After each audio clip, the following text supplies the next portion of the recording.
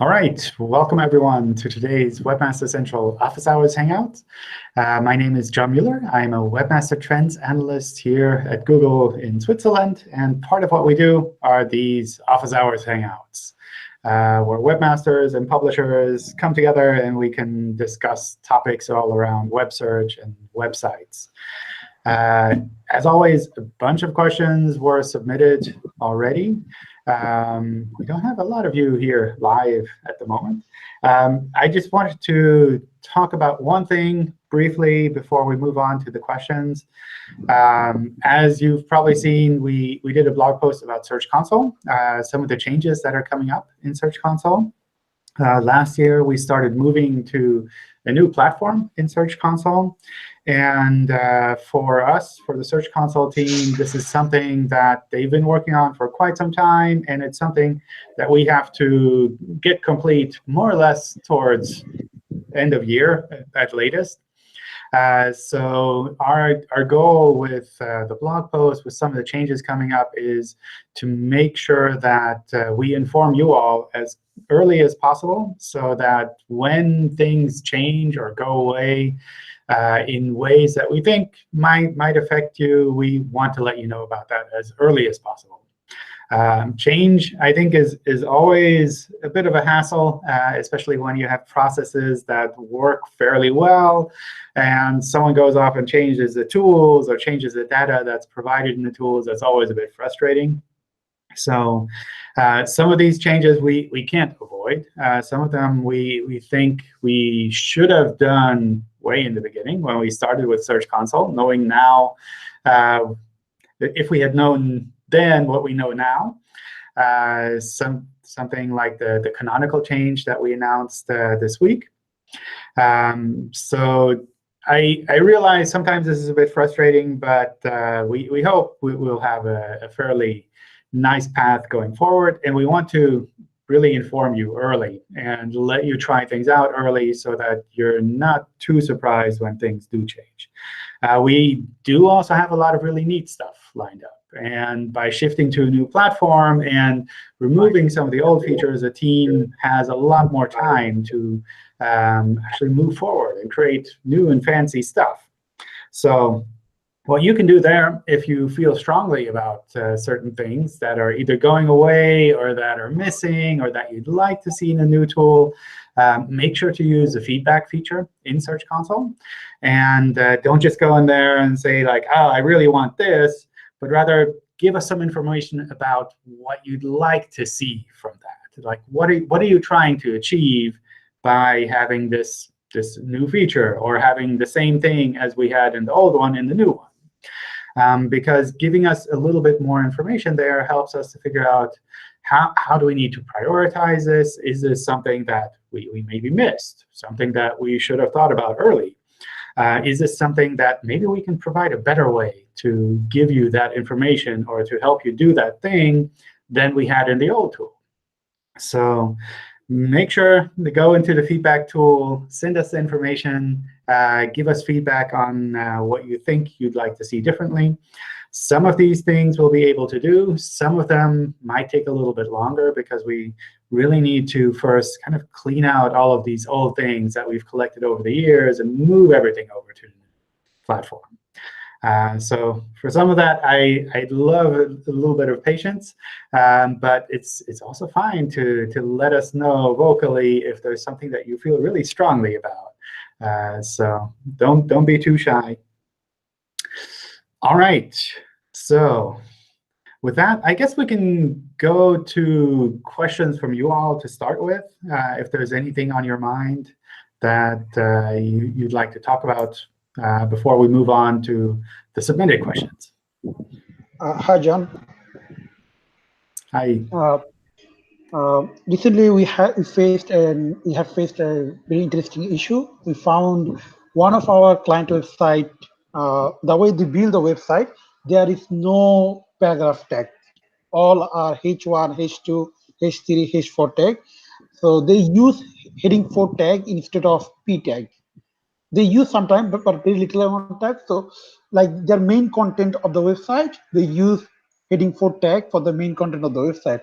So will it does it have any negative impact on their ranking because there is no paragraph tag, all are heading 4 tag or heading 2, heading 3, heading 1 tag? I don't see a big problem with that. I mean, obviously, like you, since you notice it, it's probably something that would make sense to clean up. But it's not that we would say this is a negative effect, but rather what you're doing there by saying everything is important, you're telling us it's all the same importance. So it's like everything is important, therefore nothing is particularly important. So we have trouble kind of understanding the context within the page. So that's why mostly I would clean that up to make it more that we can figure out which parts are really important and which parts are kind of the normal text. And that way we can understand these pages a little bit better. I don't know if you would see a direct ranking change because of fixing that, but it makes it easier for us to figure out what the page is really about. Now, at this moment, the ranking is pretty much good, but we are expecting that if it cause any issue in future, that is why I'm asking. Yeah, I don't think this would be something that we would see as spam or something that we'd see as problematic. It's really just you're not giving us as much information as you could be giving us by telling us this is really important and this is kind of normal content. Okay, thank you. All right. Any other questions before we get into the submitted ones? Nothing? OK, cool. That's fine, too. Maybe things will come up during the course of the Hangout, and we can get into those. All right. The first one is about Search Console. We keep getting random broken links in Search Console. I wonder what we should be doing there. Redirecting them or leaving them as they are. So I don't know what random broken links you're seeing there. That might be something to maybe post in the forum to get some advice as well. But in general, if you see a link pointing at your website that doesn't work at all, then it's fine to return 404 for a URL that doesn't exist. That's kind of what the 404 status code is for. And that's something that our systems work well with. So if there's a URL that never existed, return 404. That's perfectly fine. On the other hand, if you see that there are links coming to your website that are pointing at URLs where you can guess what they meant, and maybe they just have a typo or an extra dot at the end or something like that, then those might make sense to redirect, especially when you're seeing people going to those links. Because that seems like something where someone tried to recommend your website, but they didn't get it perfectly right. So it might make sense to redirect those to the correct page instead. I think for both of these situations, that's something where you can also look a little bit at the traffic to those URLs. If a lot of people go to those URLs, then somehow that's encouraging because people are wanting to go to your web pages, then it might make sense to figure out a way to determine what was meant with this link and where could I point it, where could I redirect people to.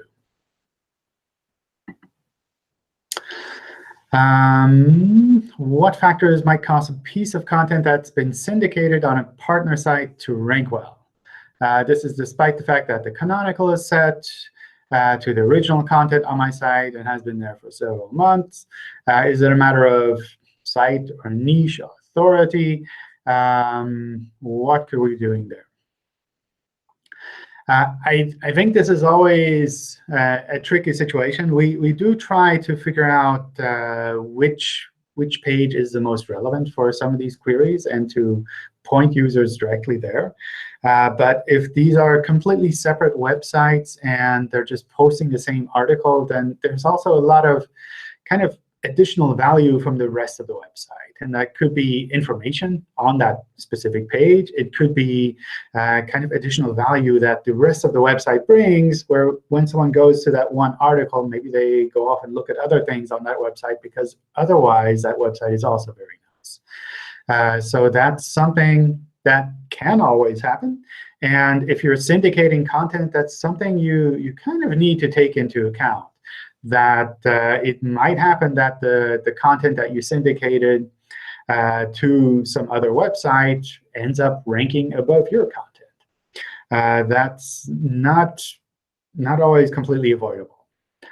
So those are kind of trade-offs that you have to look at there. I think the canonical is a good way to let us know that these two pages belong together. But it's also the case that a canonical isn't really correct in a case like this, because the pages themselves might be completely different. It might be that there's this block of text that's the same across both of these pages. But it might be that there's a lot of other content around that page that is completely different. That could be user comments. That could be kind of the rest of the website itself. So again, that's kind of a trade-off that you have to look into. It makes sense to bring the information out to a broader audience by syndicating the content. But on the other hand, you have to take into account that maybe these other websites will rank above your website when it comes to search for that specific piece of content. Google is reporting our expired product pages as soft 404. These URLs redirect to relevant alternate product with a message saying that the product they wanted is unavailable. Is the redirect causing a soft 404, or the content of the redirect page? So I suspect what is happening here is that our algorithms are looking at these pages, and they're seeing that there's maybe a banner on this page saying this product is no longer available. And then they assume that that applies to the page that the user ended up on. So that's sometimes not really avoidable there. If you're really replacing one product with another, it might make sense to just redirect. If one product is gone completely and no longer available, then I would use it in kind of the soft 404 state where you say this product is no longer available.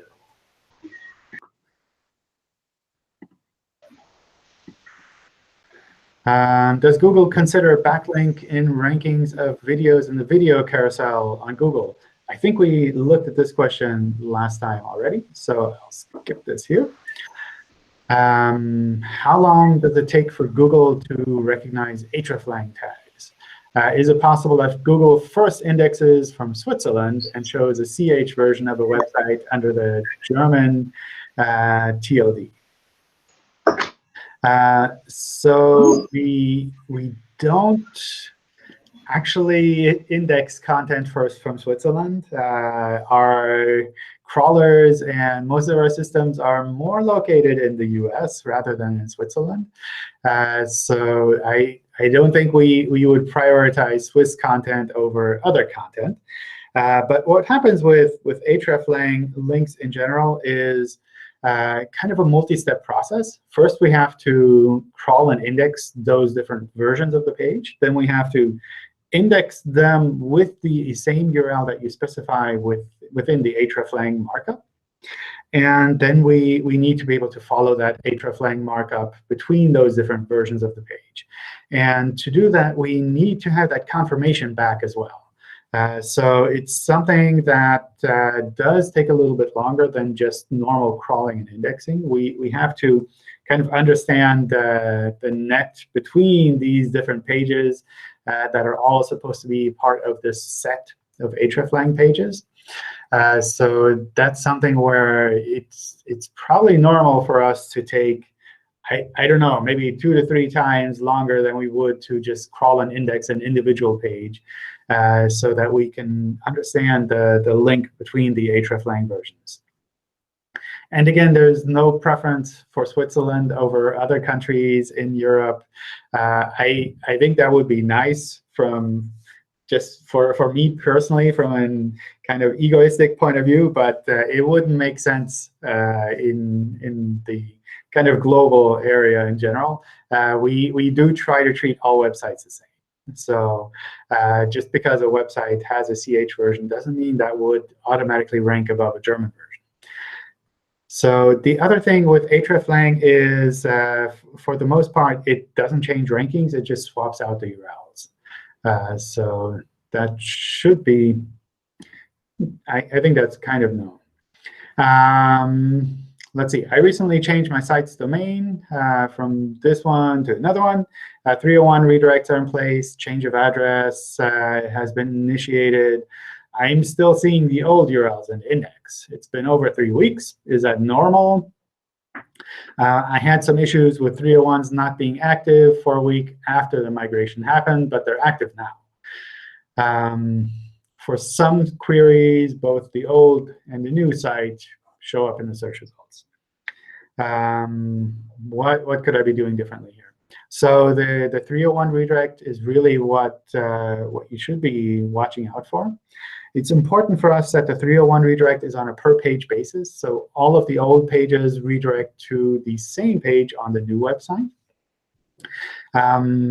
We have all of that covered in our information in the Help Center for site moves. So I would double-check that and kind of go through step by step and URL by URL even to see that this is really working the way that it should be working. The other thing to keep in mind is we crawl and index URLs individually. So we don't crawl the whole website at once and then switch things over. We do that step by step. And some of these pages are crawled and indexed very quickly, within a couple of hours. Some of them take a lot longer to be recrawled and reindexed, and that could be several months. So that's something that could be playing a role here as well, where maybe we just haven't had a chance to crawl and index and process the redirect for all of these pages. So there's still some that we've only seen on the old website and some that we've already seen on the new one. That could be playing a role here too, especially if you're looking at a period of 3 or 4 weeks. That would be kind of normal. And finally, what also plays a little bit into this is something that SEOs and webmasters find really confusing, in that even after we've processed the redirect, if someone explicitly looks for the old URL, we'll show them the old URL. So that's a little bit confusing. Our systems are trying to be helpful here and say, well, we know this old URL used to exist, and we have the new content here, but we'll show it to you because that's explicitly what you're looking for. So for example, if you do a site query for the old URL, even maybe a year after doing a site move, we can still show you some of the URLs from your old website with a site query, even though we've already processed the redirect for those URLs. So when you change your site name, for example, you'll see within the site query, you'll see the old URLs with the new site name that's mentioned there. And from our point of view, that's working as intended. We're trying to help the average user who is looking for a URL. For a webmaster who just did a site move, that is a bit confusing them. So I don't know if that's something that we would be changing, but in general, I think that kind of makes sense. John, regarding migrations and Search Console, I noticed that even if there's a site move or there's no site move and just redirects are there, when you're looking into the old domain, the domain that is now redirected to a new domain, I noticed in one case that errors started popping up, and I looked at the errors. It said submitted, but not indexed. It had a no index tag or something like that. But when I entered the actual URL, it did redirect me to the new domain, which indeed had a no index tag.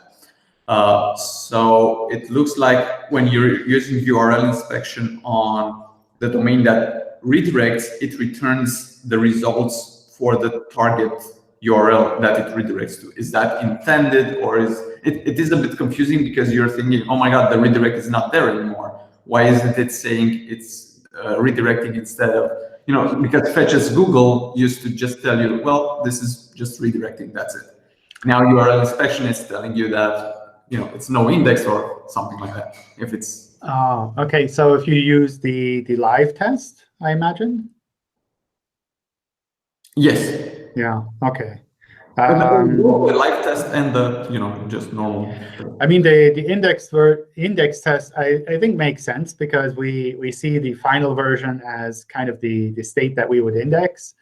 So I think that kind of makes sense. But with the live test, that would be a bit confusing. So I don't know. I need to figure out what is happening there. That seems like something where we should be showing a redirect status rather than just blindly showing the final state.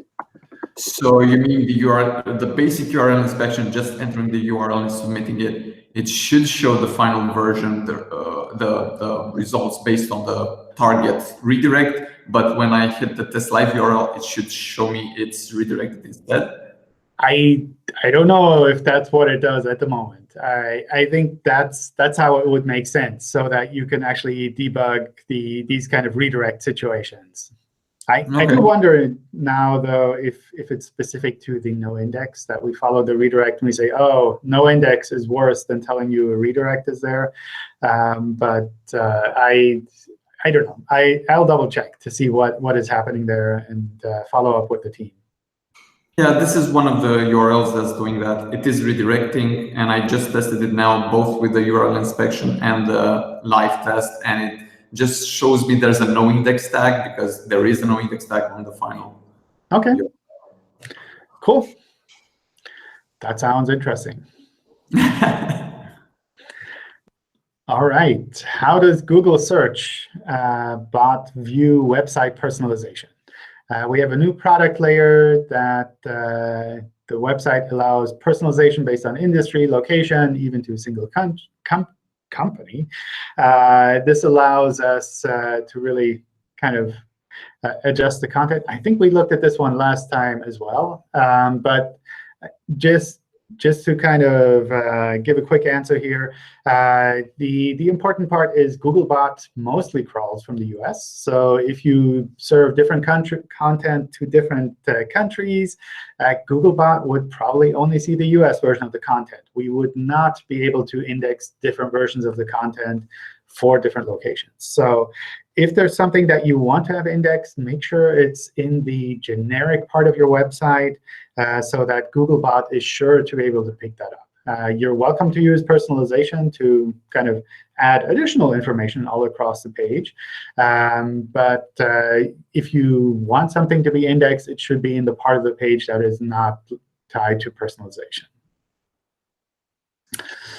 I'm wondering how much a very low performance rate in web.dev is affecting Google ranking of a website. I don't know.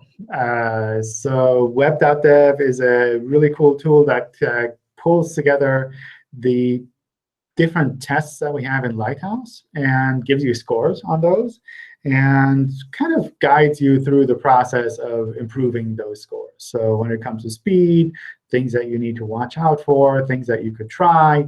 And over time, it tracks the progress of your website kind of as you're going through the different content on the tool there. So that's something that I think is generally a good practice to go through and to kind of work through. But it's also something that these are good practices to follow, but it doesn't mean that they will automatically result in a higher ranking. Or similarly, if you have kind of low scores here, it doesn't mean that your website is ranking terribly because it's not following the best practices. So there's kind of an aspect of, on the one hand, if your website is so bad that we can't index it properly at all, which might be the case with like a really low SEO score in Lighthouse, where we can't access the URLs, or there are no URLs on this page, and it's just a JavaScript shell that we can't process the JavaScript for. that could have a severe effect on your SEO. But on the other hand, if it's just a matter of your site being a little bit slow or not being perfectly optimized, I don't know if that would cause a significant effect on your website. So my recommendation here is to look at the advice that's given in tools like web.dev. Think about what you can implement. Think about the parts that you think are important for your website. On the one hand, for search engines, of course, if you're asking this here. On the other hand, also for users, because ultimately, if you're doing something that improves things for your users, then that will have a kind of a long-term trickle-down effect on the rest of your website as well. The URL inspection tool in Search Console has been giving us different info concerning our URLs in the user's declared canonical field. One day it's not available. The next day it shows a given canonical. Can you give us some insight into why this is happening? Is there a difference between user-declared canonical not available and user-declared canonical none? We've seen both appear in the tool for URLs that have canonical tags on them. I don't know. So some amount of fluctuation can happen as data is being reprocessed. So that might be happening, especially if a URL is completely new. It might be that we just haven't processed the canonical yet, and that we'll get to it there. But this isn't something where you should be seeing things fluctuate back and forth. So usually it's more that, oh, we don't know yet, and then the next state is, oh, we do know because we've been able to process it properly. But it shouldn't be going back and forth. If you are seeing that it's going back and forth, it would be really useful for us to have some sample URLs and maybe some screenshots so that we can take a look at that with the team here to figure out what exactly is happening here. With canonicalization, sometimes it's a bit tricky because it can change over time as well. So as much information as you can give us there really helps us to figure out what we can do to improve that, to make it more useful. Can Google decide whether or not to show information of the structured data organization? So I don't know what you mean with structured data organization, but in general, we do have algorithms that try to figure out when it makes sense to show structured data as rich results in the search results, and when we feel that maybe it doesn't make sense, or when we feel that maybe we're not 100% sure about this website or about the way that the structured data is implemented on this website, and we'll be a little bit more cautious. So that is something where if you provide valid structured data markup, it's not a guarantee that it'll always be shown exactly like that in the search results. I have a problem with a long-term client of mine. I think this legal website.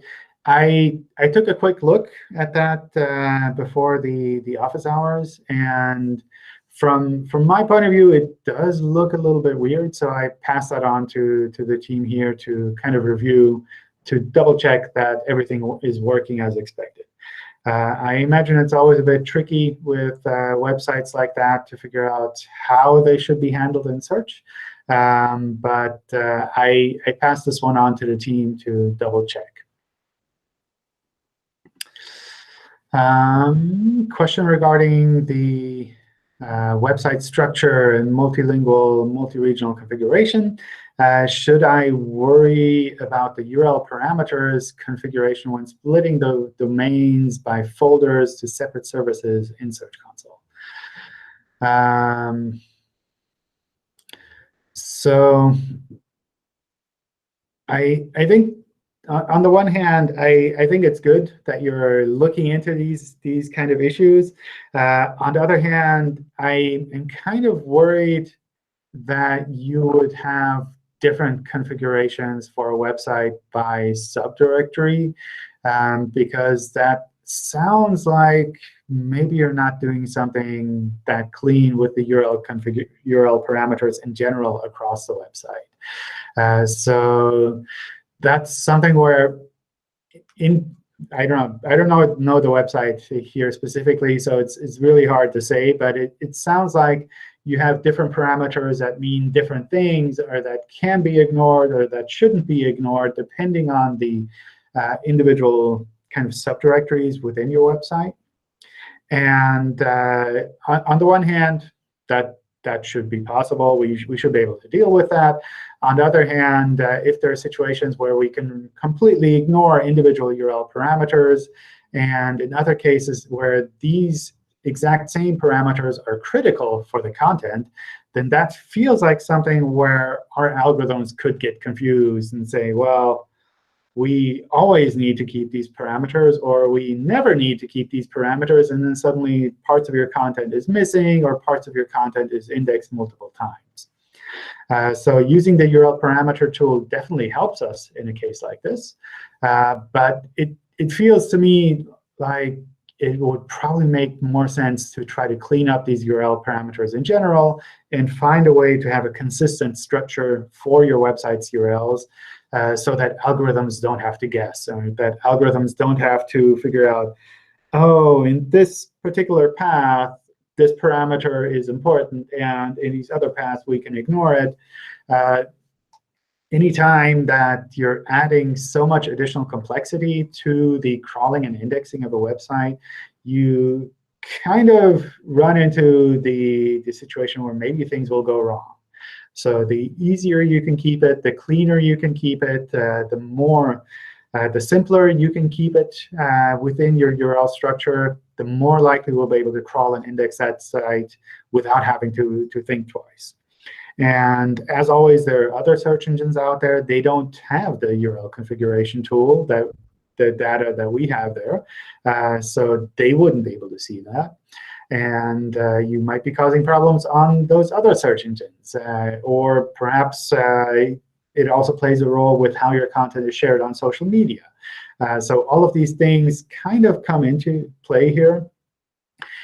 So my general recommendation here would be not to spend too much time trying to fine-tune the URL parameter handling tool for all of these different subdirectories, but rather to take that time and to invest it into thinking about what you would like to have as a URL structure for the long run, and thinking about the steps that you would need to get to that cleaner URL structure. I'm hoping to get some insight on an issue that I posted related to content being de-indexed as duplicate, submitted URL not selected as canonical. I also took a look at this one before the Hangout, and it also looks a little bit weird. So I'm trying to see what we can work out here with regards to those URLs. I saw that you provided some sample URLs. That's really, really helpful. That's what I took and passed on to the team here to try to figure out what we can do there to make that process work a little bit better. So in general, what I think is happening here is, for whatever reasons, our algorithms believe that these pages are equivalent and that we can fold them together. And because of that, we pick a canonical from one of these pages. And it looks like, looking at the pages manually in a browser, that they're actually quite different pages. So folding them together would not make sense. Therefore, selecting a canonical from the set would also not make sense. One of the things that I've seen in the past that have led to something like this is when we can't render the content properly, when we can't actually access the content properly, when we basically see an empty page, then we see, oh, well, this is the same as the other empty page that we saw. Maybe we can fold them together.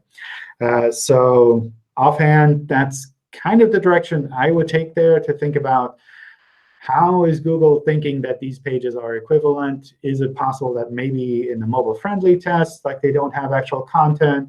Could it be that I'm showing an interstitial to Googlebot accidentally, and only that interstitial is being indexed? What might be happening here?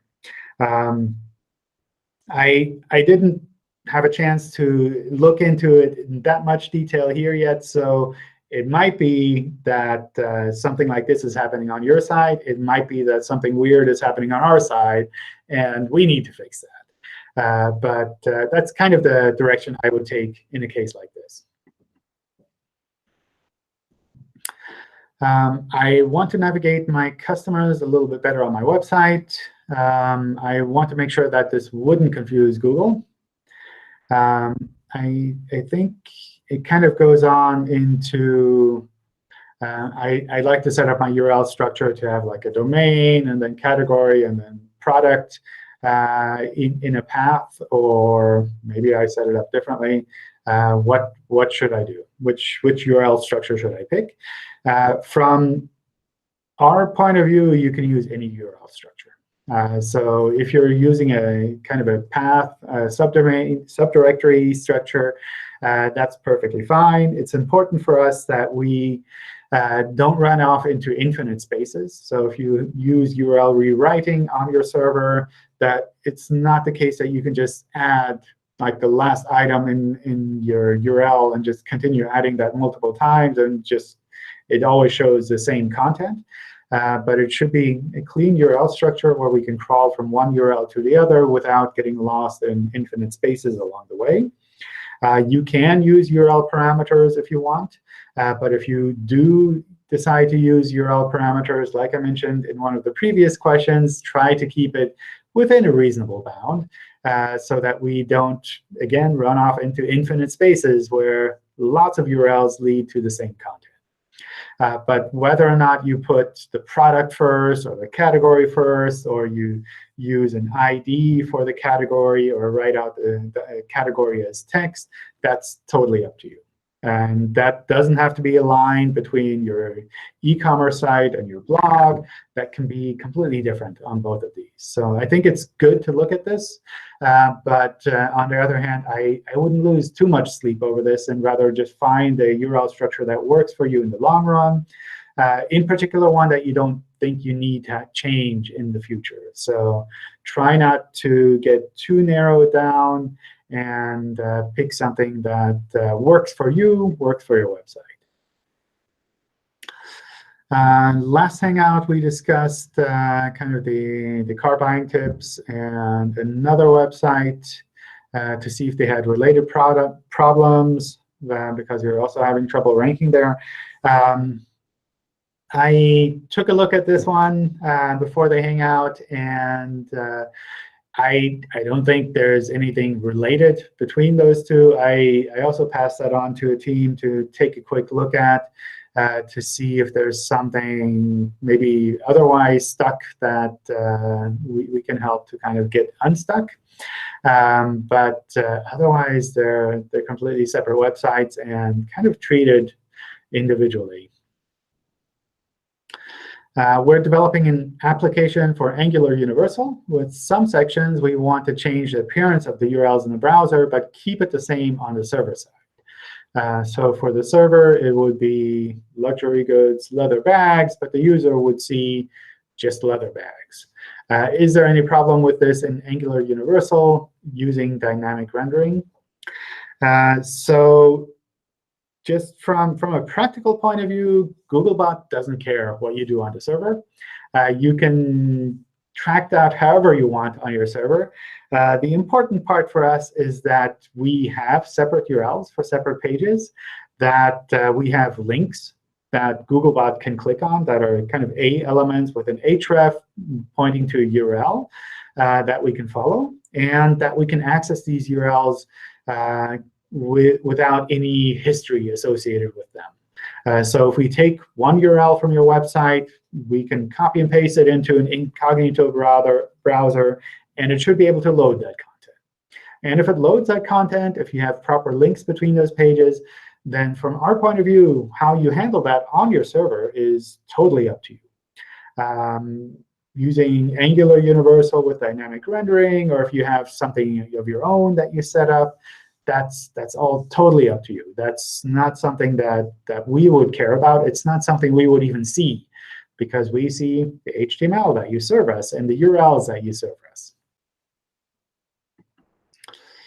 My website fetches individual web pages which are not interlinked through an API, but no links are displayed through clicks.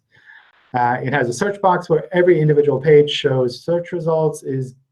Google is successfully crawling all links as valid via Sitemap. Does Google see this as a valid practice? Because links in millions will harm rankings or increase ranking. So there are lots of aspects in this question where I'd say this sounds kind of iffy. There's some things that sound kind of OK. So if Google is already indexing these pages, then something is working out right. In general, I'd be careful to avoid setting up a situation where normal website navigation doesn't work. So we should be able to crawl from one URL to any other URL on your website just by following the links on the page. If that's not possible, then we lose a lot of context. So if we're only seeing these URLs through a sitemap file, then we don't really know how these URLs are related to each other. And it makes it really hard for us to be able to understand how relevant is this piece of content in the context of your website, in the context of the whole web. So that's one thing to kind of watch out for. The other thing to watch out for, I think, is if you're talking about millions of pages that you're generating through an API with a search box and just submitting those via sitemap file, I'd be kind of cautious there with regards to the quality of the content that you're providing there. So in particular, if you have like product feeds, if you're using RSS feeds to generate these pages, if you're doing anything to automatically pull content from other websites or from other sources and just kind of republishing that on your site, then that's something where I could imagine our quality algorithms maybe not being so happy with that. And similarly, if this is all really completely republished from other websites, I could imagine the web spam team taking a look at that as well and saying, well, why should we even index any of this content? Because we already have all of the content indexed from the original sources. Like, what is the value that your website is providing that the rest of the web is not providing? So that's one thing to kind of watch out for. I don't want to kind of suggest that your website is spammy. I haven't seen your website, but it is something that we do see a lot. And it's something where, as a developer, you go, oh, I have all of these sources, and I can create code. Therefore, I can combine all of these sources and create HTML pages, and I'll have a really large website without doing a lot of work. And that's really tempting. And lots of people do that. Lots of people also buy frameworks that do this for you. But it doesn't mean that you're creating a good website. It doesn't mean that you're creating something that Google will look at and say, oh, this is just what we've been waiting for. We will index it and rank it #1 for all of these queries. So it might mean that it looks like very little work in the beginning because you can just combine all of these things. But in the end, you spend all this time working on your website when actually you're not providing anything of value. And then you end up starting over again, trying to create something new again. So it looks tempting to save a lot of work in the beginning. But in the long run, you basically lose that time. So it might make more sense to figure out how can you provide significant value of your own on your website in a way that isn't available from other sites. We're facing an issue where lots of resources couldn't load due to the same page not getting rendered in the snapshot for Googlebot. While debugging these issues, we couldn't find a solution, and Google is marking them as other error. What could that be?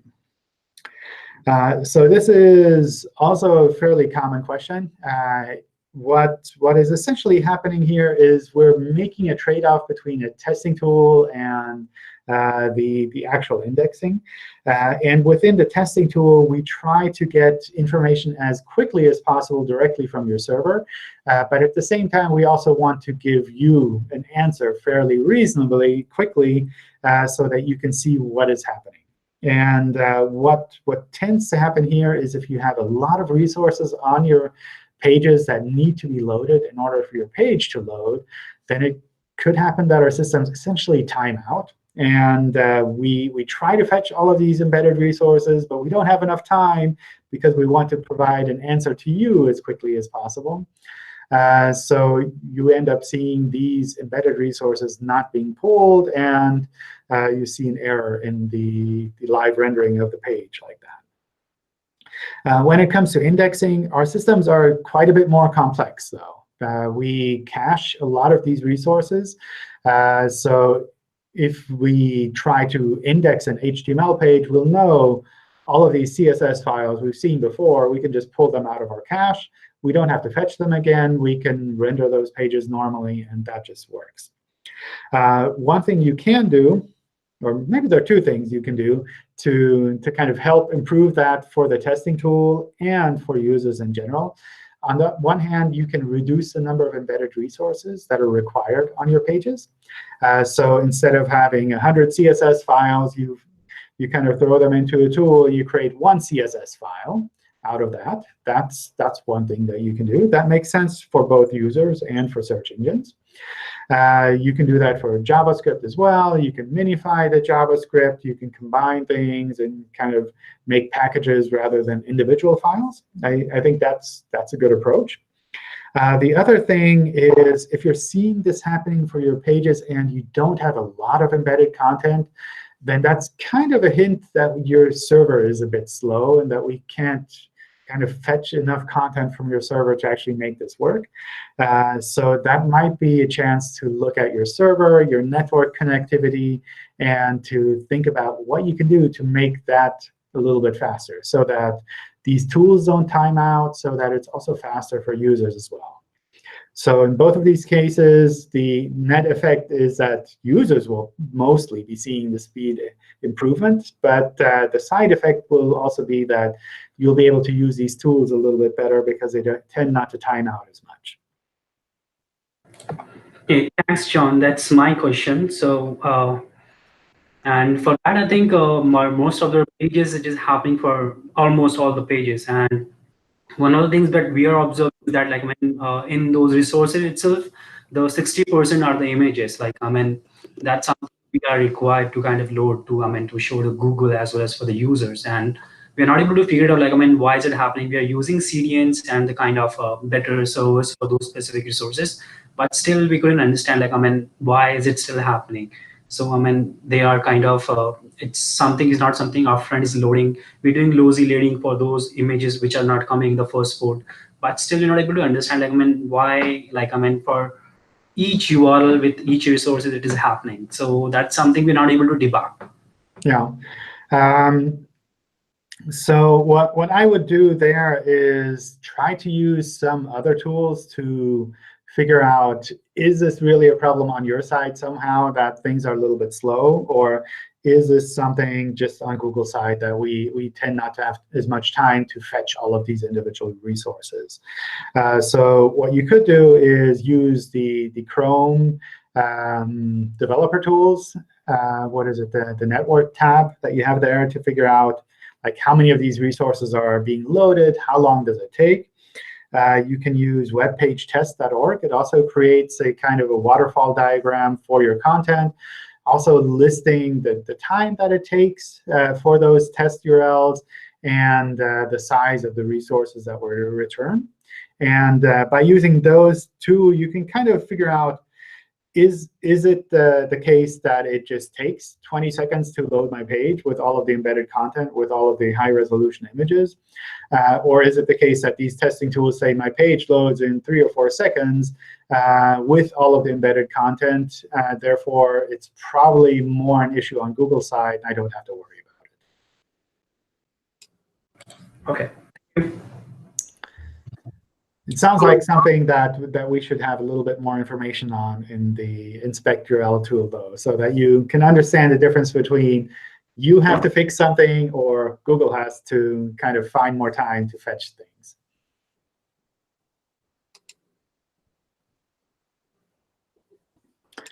Hello, is this working? Yes. Oh, John, first of all, I want to say a very good early morning from Pittsburgh, Pennsylvania. Oh, wow. It must be middle of the night. It's not morning. Hey, my client's website was one of the strange websites, and I've never used this before, so I didn't know how to chime in. Is there a means through which I would be able to get any type of feedback after your team has checked it out? Ideally, if you have a forum thread in the Webmaster Help Forum, we can post something there. In most of the cases where we escalate things internally, it's not a case where we would be able to give you any kind of additional information back, unless there's really something that you need to change on your side. Sometimes it's just a matter of, oh, we need to fix this on our end, and we'll try to get that as quickly as possible. So it's not always the case that we have something explicit that we can bring back to you. All right. Thank you very much.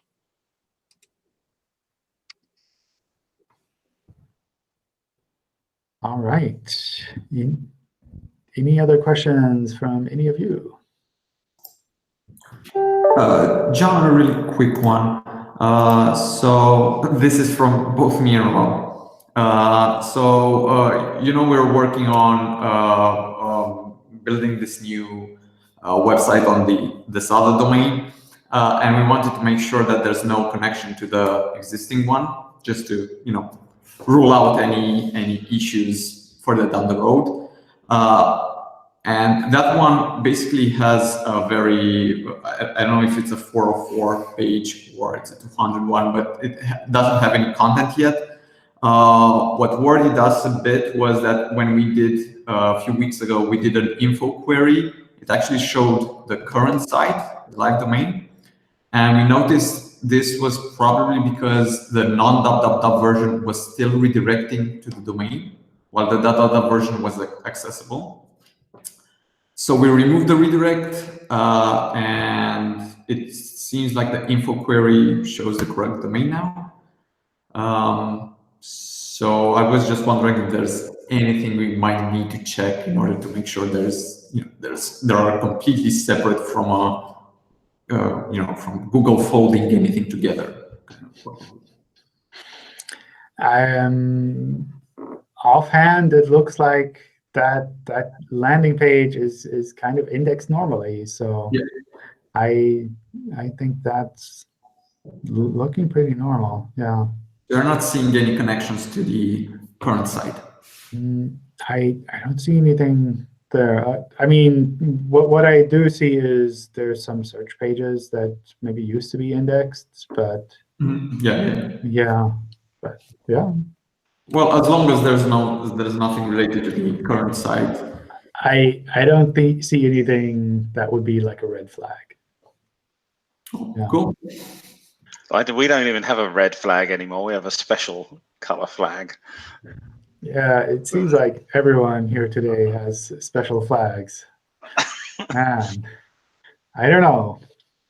I mean, it's on the one hand, it's awkward to have some of the special cases come up because it always feels like maybe there's something broken on our side. On the other hand, it's better to know about these cases and to figure out what we can do to improve them, and to know what we can do to improve the communications around these kind of cases. Maybe there are things that we can highlight in Search Console, for example, or send out messages on in Search Console if there's something that people could be doing differently. So I think it's always useful to see what all is happening. Thanks. Cool. Hey, John, might I ask one more question? Sure. I've noticed as a result of the last several updates that have been coined the Medic update, I've seen some websites that no longer show on the first page of search results for their own company, for their own brand. And I was wondering why, in general, would that be? What is what is Google not liking that other websites that reference websites are on the first page, whereas the actual website itself is not on the first page? I think that's always a bit tricky. There usually are two aspects that are involved there. One is more an issue, especially with newer websites, where the website name or the company name is more like a generic query. So if for example the website's name is Best Lawyers in Pittsburgh or something like that, then on the one hand, that might be the company name. On the other hand, if someone were to type that into search, we would probably assume that they're not looking for that specific company, but rather they're looking for information for that query. So that's, especially with newer companies, that's something that we see every now and then. We see that in the forums where people are saying, oh, I'm not ranking for my domain name. And then their domain name is something like, I don't know, bestvpnproviders.com. It's like, well, it's a domain name, but it doesn't mean that you will rank for that query. So that's one thing. When it comes to sites that are a little bit more established, that are out there already, usually it's more a sign that we just don't really trust that website as much anymore. So that's something where we might recognize that actually people are searching for this company, but we feel maybe the company website itself is not the most relevant result here. Maybe we feel that there is kind of auxiliary information about that company, which is more important that users see first, which could result in something like this happening. Usually that's more a matter of things kind of shuffling around on the first one or two pages in the search results. It would be really rare that something like that would result in a website not showing up at all in the first couple pages of the search results. And I think that's kind of what you highlighted there with your question. And that's something where I think, well, even if we didn't trust this website as much anymore, then we should at least have it somewhere in the search results, because if we can tell that someone is explicitly looking for that website, it would be a disservice for the user to not show it at all. Like maybe for generic queries, well, one could argue maybe it's not the perfect result. But if we can tell that they're really looking for that website, at least we should give the user a chance to see that website as well. So that's kind of why I took that and said, well, maybe we should be catching this a little bit better. I don't know if our algorithms are correctly kind of understanding how trustworthy your website there would be. I don't know the website, so that's really hard for me to judge. But even if we think that it wasn't trustworthy at all, maybe we should still show it somewhere in the search results on the first page. Thank you. Yeah, I over the last several algorithm updates, I've for some reason have been getting the idea that Google no longer trusts the website, and I've been trying to figure out why that is. But I agree that I mean clearly, if the business has a unique name and people are looking for that business, then that's kind of what they should see. So thank you. The other thing to maybe look at, if you haven't done so already, is look at the quality rater guidelines that we have. There's a lot of information about kind of trustworthiness in there. Some of that is worth taking with a grain of salt. It's not that we take that kind of one-to-one and use that as a ranking factor. But there are a lot of ideas in there, especially when you're talking about a topic that's kind of a legal website or a medical website. Then it does make sense to show users, like, why are you providing this information? Why should they trust you? All right. So let's take a break here. It's been great having you all here. Thanks for all of the questions and the comments along the way. like I mentioned, I sent some of these sites off to get reviewed. I don't know if there's anything specific that we would get back. Some of you also have forum threads. So if there's something that I get back where people are saying, well, this website should be doing this differently or should be doing that differently, then I'll try to get back to you in the forum thread there on that as well. All right. Then with that, I wish you all a great Friday and a great weekend. Hopefully things are nice on your side of the world. And we'll see each other again, maybe in one of the future Hangouts. Bye, everyone. Take care, John. Bye.